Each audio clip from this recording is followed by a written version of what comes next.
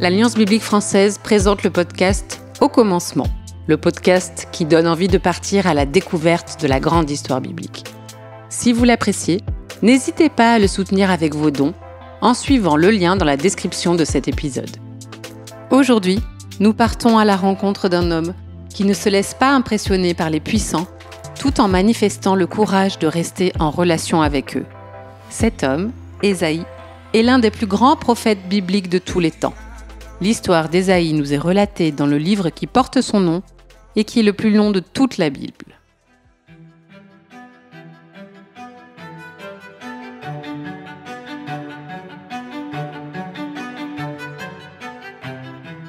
La Bible, c'est souvent des histoires d'audace, d'une parole sans compromis. Il s'agit de se laisser guider par le regard de Dieu au lieu de craindre la réaction des hommes. D'accepter de ne pas être aimé de tous sans se retirer du monde. De continuer à rester en lien tout en gardant une juste distance. Pour oser être soi. Pour oser vivre la mission confiée par Dieu. Avec Ésaïe, porte-parole de Dieu, plongeons dans la haute société de Jérusalem pour comprendre le lien qu'il entretient avec les rois de Juda. Mais commençons par le commencement. Découvrons ensemble cette petite histoire qui s'imbrique dans la grande histoire.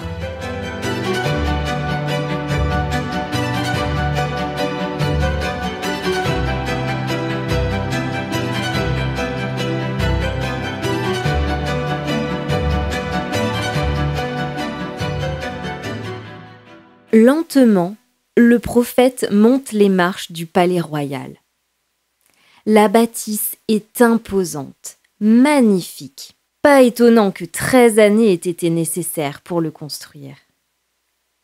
Du bois de cèdre sculpté par des mains d'artistes, savamment marié au bronze et à des pierres recherchées avec soin. Cependant, Ésaïe n'est pas venu pour faire du tourisme. Il est là pour travailler. Il n'est pas prophète seulement, mais historiographe, un peu historien, un peu écrivain. Le roi Osias l'a chargé d'écrire son histoire et Ésaïe s'y applique fidèlement. L'aristocratie, il la connaît par cœur. Il connaît ses forces aussi bien que ses travers. Son accès privilégié à la cour, il ne l'utilise ni pour briller, ni pour essayer de monter les échelons.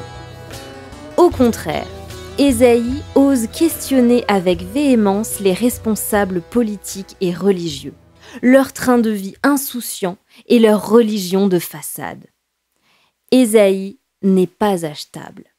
Tes princes sont des rebelles et des complices de voleurs. Tous aiment les pots de vin. Ils recherchent des récompenses. Ils ne rendent pas justice aux droits de l'orphelin. Ils sont sourds à la plainte de la veuve. Ésaïe ne mâche pas ses mots.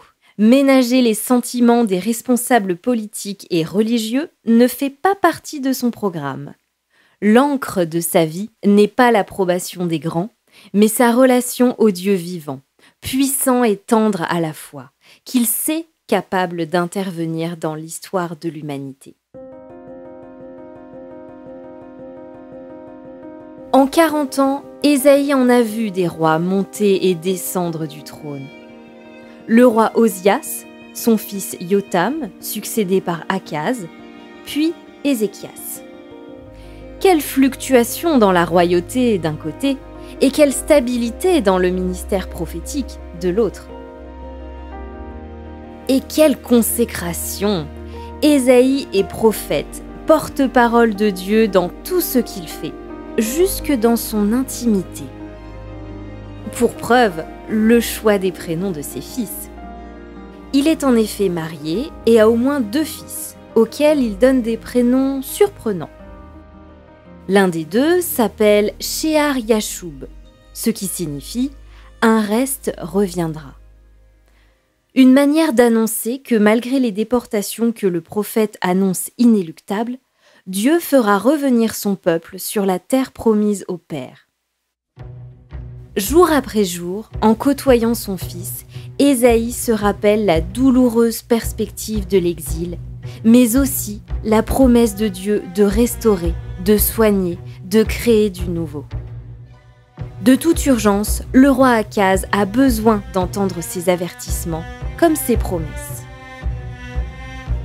Les temps sont véritablement graves. Une guerre fratricide menace de déchirer le pays déjà meurtri par la division.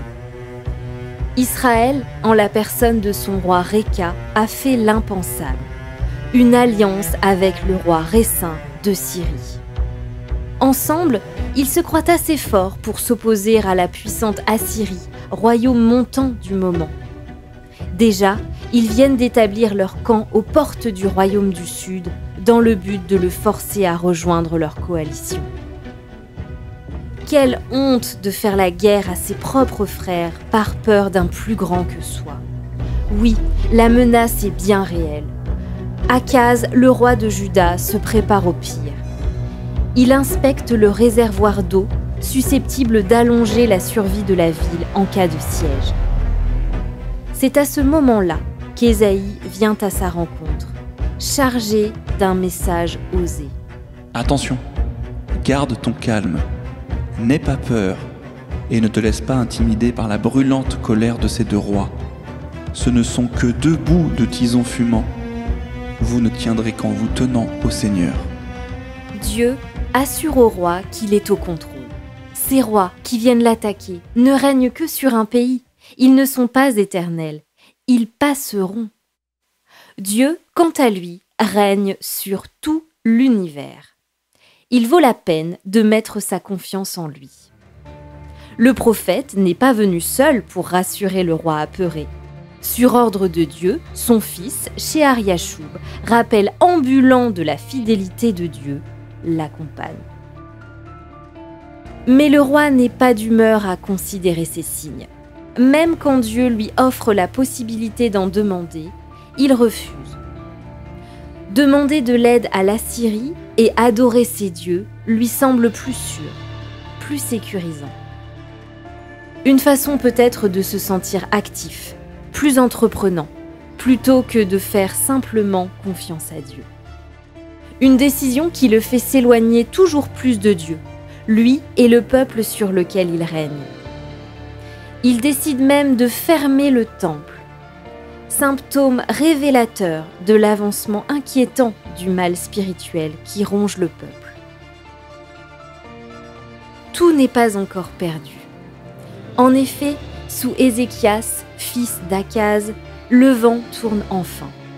Le temple ouvre de nouveau. Le roi se lance de tout cœur dans une réforme religieuse importante. Il va même jusqu'à détruire les lieux d'adoration des faux dieux. Pour autant, tout ne s'arrange pas d'un coup de baguette magique.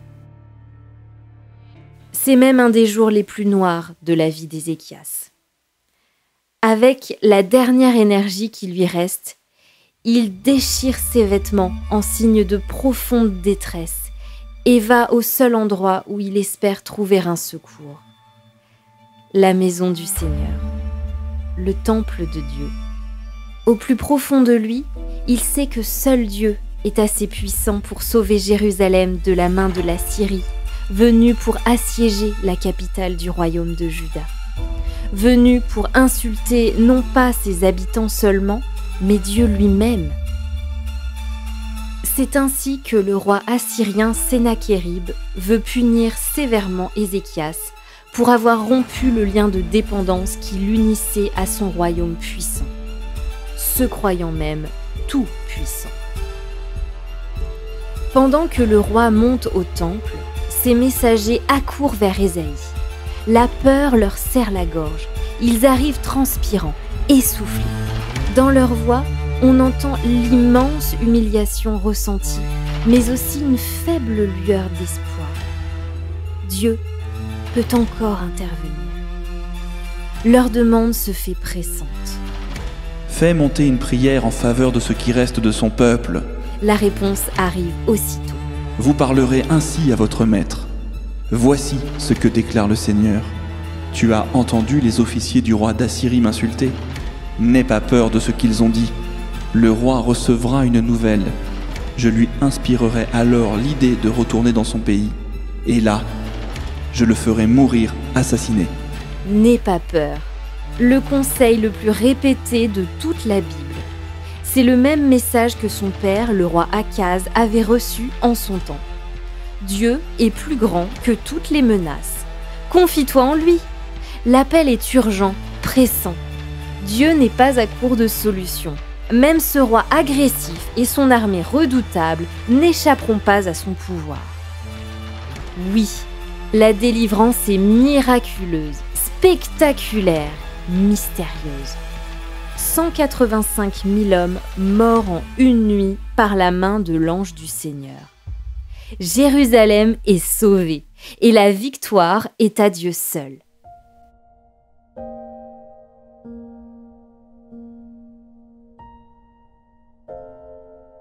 Cette histoire biblique est celle d'un homme qui exerce une certaine influence auprès des rois de son époque et qui sait l'utiliser avec sagesse. C'est l'histoire d'un homme qui garde les deux pieds sur terre sans se laisser impressionner par ceux qui brillent, sans favoriser les puissants. Celle d'un homme qui a l'audace de parler en vérité, même dans des situations critiques. Cette histoire biblique est celle d'un homme qui entretient une relation étroite avec Dieu, tout en restant connecté à son environnement. Un homme qui fait intelligemment le lien entre les événements de son époque et la parole de Dieu. Il y discerne les traces de Dieu, son jugement, mais aussi sa grâce. Cette histoire biblique est également celle d'un pari. Le pari de placer sa confiance en Dieu, même dans les situations les plus confuses et désespérées. Certains l'ont fait, d'autres pas. Faire ce pari n'est pas une garantie que tout ira toujours pour le mieux dans le meilleur des mondes. Mais il y a bien la promesse d'une paix incroyable qui y est attachée. Enfin, cette histoire biblique nous rejoint dans les situations qui nous font le plus peur, quand nous craignons de perdre ce qui nous est le plus précieux. Quel est notre premier réflexe ? Où cherchons-nous le secours ?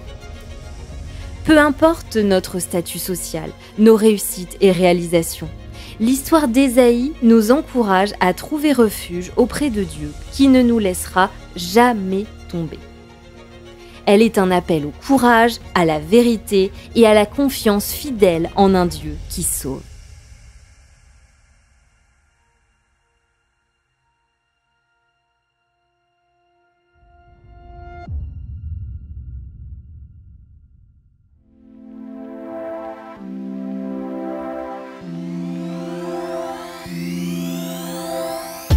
L'Alliance biblique française espère que cet épisode vous a inspiré.